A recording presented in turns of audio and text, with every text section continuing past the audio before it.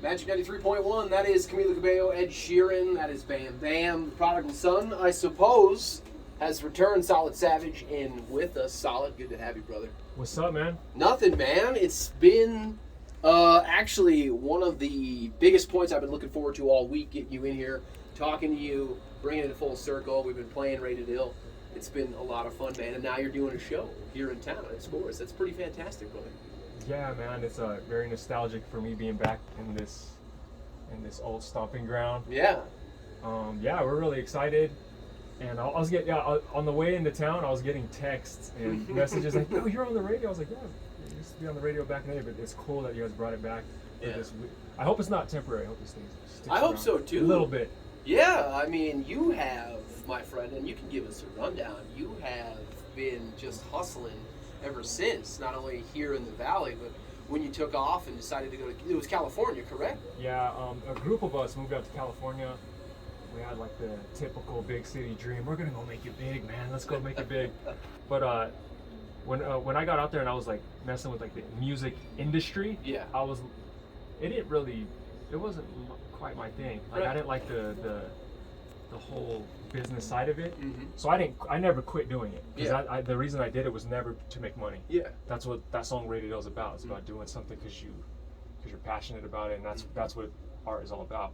But anyway, while I was out there, it occurred to me, I was like, art is in my back pocket. I could just use this as a tool to make money to get by while I'm doing this music thing, and then art just kind of Exploded. took over. Yeah, I just started doing art. I was like, wait, this is what I should be doing. Yeah. But music kind of moved to the back burner, Uh-huh. and I still continue to just dabble in it. Yeah. And yeah, we came back a few years ago and we did a couple shows out here, and those shows popped off. And then back in LA, we have our own collective out there. Not something I started, but I became part of it. It's called Hip Hop Philosophy Radio. Yeah. It's a record shop and radio station. Well, that's And fantastic. that's like my brethren out there. Okay. But anyway, yeah, it's good to be back. How does it feel to be back? I know you said it's nostalgic coming in and getting those texts, but you've got to be excited to say hello to all the old people, all the old places. Yeah, bro. And like, when it's not winter, I love it here. Like people claim, and maybe some do, but they're like, "Oh, I love the winter." Like when I come here in the winter now, I don't know what happened to me, but I can't take it no more. I'm like, "Yo, this is brutally cold. It like hurts." But I like to come certain times of the year. Fall, we love fall for the color change. Of course. And yeah, but yeah, Yeah. I still have family here, so Right. yeah. Yeah, and it is amazing how talented you are. You mentioned your art. If you follow at Haven AQ, that's HAVEN, capital A, capital Q, you'll see some of this. You do caricatures, you do custom artwork, you do all sorts of pieces for all sorts of people, and that's amazing. You've always had art, obviously, in your blood. You've always drawn, but what made you want to do that style? That's what I'm interested in. Yeah. The caricatures? Yeah. Yeah, like, well, when I was a little kid, I was like that kid that was doodling too much in class. I was always that guy getting in trouble for it. But I used to like to, it was like my form, I was like kind of an introvert. So I still wanted to make kids laugh. So I would draw like funny Of course. gag cartoons of like the teacher or something. Yeah. And I noticed I'd get a laugh out of it for my friends. So I always just enjoyed dabbling with it. I never thought of it as a career. Sure. I just thought it was funny. It was fun to make people laugh through cartooning. And then I had always seen those like at theme parks and stuff like that, the caricatures I'm talking about. And I'd always seen that. I'd done graffiti, so I had some experience painting cartoon characters on walls and stuff. So I was like, this seems easy enough, but it wasn't. I had to learn the nuances of how that works, and it's taken me years. I'm kind of self-taught at it, so. Does it feed into your music, the art? Yeah. Do those two kind of feed your soul and kind of give each other motivation? Yeah, it's like, you could get burnt out if you're doing the same thing Sure. if I'm just doing caricatures every day. If I was at Yeah. a theme park every day, people always tell me you should go work at Disneyland. I'm like, no, I shouldn't, because then you'd get burnt out with it, screaming kids in your face in the heat every day. Mhm. I've always worked for myself, Yeah. you know. But if you could take a break from it and go, I'm not feeling that right now. Let me work on some music. Let me work on a mural. If you have multiple things you could jump to, it keeps everything fresh, keeps you inspired. Yeah. You know. Yeah. If you want to check it out, actually, you just come by the studio because we had Haven actually do some stuff for us, which is pretty cool. He did caricatures of everybody here, and the work was substantial. It was amazing. You had us all super excited, Haven, about what it was that you were doing, and we saw the first one. The excitement just grew and built, and that was a heck of a project, my friend. But now you're pivoting, and now you're kind of touching back on music. And is this one for the fans? Is this one for you? This is for the community. Yeah. I wouldn't even call it fans. It's more friends. Yeah. Like I don't ever try to put myself on a pedestal. Oh, my fans. Like I don't even think of myself that way. Mm-hmm. But this is for the community. So me and Johnny here, we were talking about it earlier. We're like, we're gonna show up. We're gonna put on a good show, but we want the community to show up and be a good audience. Because half the show is the energy that people bring. Right. Some people don't realize that. They just show up like, entertain us, arms crossed, like. I don't know if I'm entertained. Like, no, you bring that energy, we'll give it right back. Yeah. Because the lineup we have is killer. It is. It's almost like 9 or 10 DJs and artists. We have live hip hop bands, fusion bands, MCs. We got an amazing DJ. La Familia Music Group is the production company that put this together. Super professional, local collective of musicians. Yeah. They've been killing it in they do large like lowrider super shows. Yeah. They run a highly professional studio, solid merchandise. Everything they do is top notch. Indeed. You would like, people think there's not high level local talent. There still is. It didn't leave all with me. You know what I mean? There's like when they come back here, it's no, like La Familia Music Group. They're putting this on. Wave 11, an amazing live hip hop band. You guys got to come check them out. Don't just show up late to catch the headliner. You know what I mean? Like the name that's on the flyer. They're on the flyer, but anyway. EQ, who's also with La Familia Music Group. Miggy C. My boy Johnny Sale, who's a street skating legend out here. Like he's modest. This dude's a legend out here. You've probably seen this dude flying over all types of benches, and some business owners probably yelled at him about skating where he shouldn't be doing it. But this man's a master at what he does, and he's going to be emceeing at the show. We have Wowzers. Wowzers is like a funky retro throwback. Like I couldn't even quite explain what they do, but it's a music experience that you have to see live. We have the best comedian in Western Colorado. His name is Benny Boom. Yeah. This dude's hilarious. He's hosting it. Okay. So just for his hosting alone will be, he's gonna do some jokes.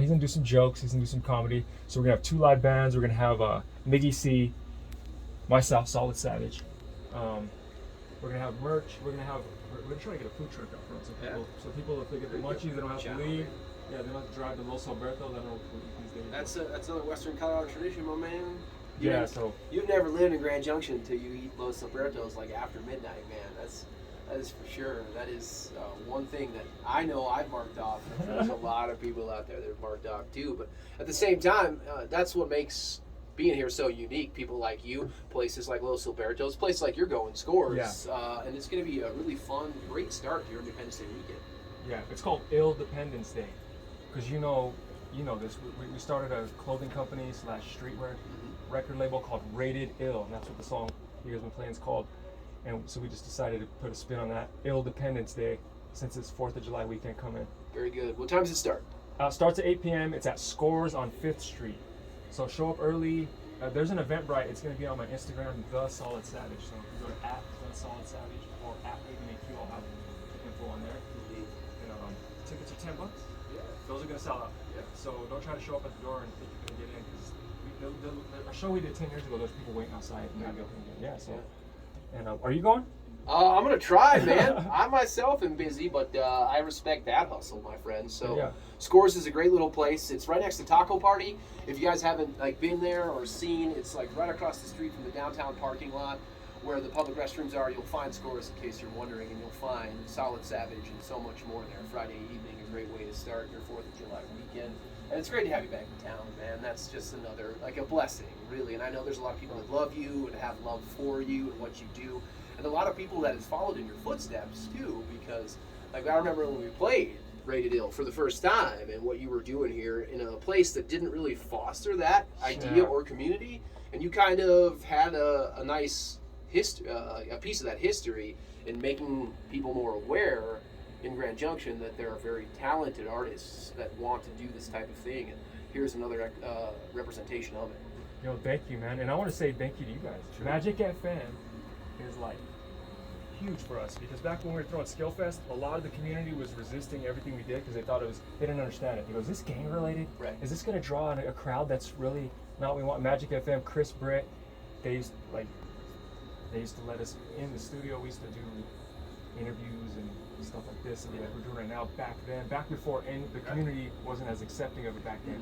So it was a really pivotal moment in this city, and we forever love Magic FM. That's my last question. How does it feel to kind of come full circle? Like all you've accomplished, like not only back then, but when you left and went to Cali, and then you get a chance to come back in times like this. And what is it that goes through your mind when you reflect?